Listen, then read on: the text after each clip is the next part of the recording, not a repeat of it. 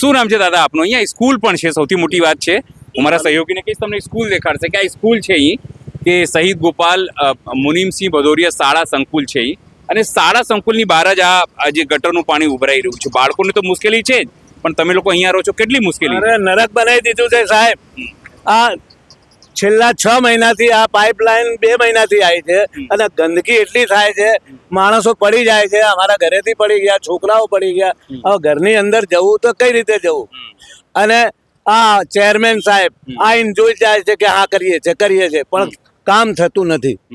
અને આ દર્શનાબેન ને કહો કે આ ચાલીને આવે અહીં, ત્યારે ખબર પડે આ ગટર લાઈન ની અંદર કે કઈ રીતે ચલાય. દર્શનમાં તો મંત્રી છે તમારા તો વિસ્તાર. મંત્રી છે તો આ કેમ નથી થતું? મંત્રી છે તો આ રીતનું એમને કહો કે તમે ચાલીને તો જુઓ, ધૂપસિંહ ની ચાલી હોમનગર થી, ત્યારે તમને ખબર પડે. અમે ત્રાસ થઈ ગયા છે છેલ્લા 6 મહિનાથી કે આ બાર આ મોટરો લાઈન મૂકી દીધી છે, ખાલી રાત્રે કામ ચાલુ થાય છે અને પછી બંધ, અને કઈ થતું નથી.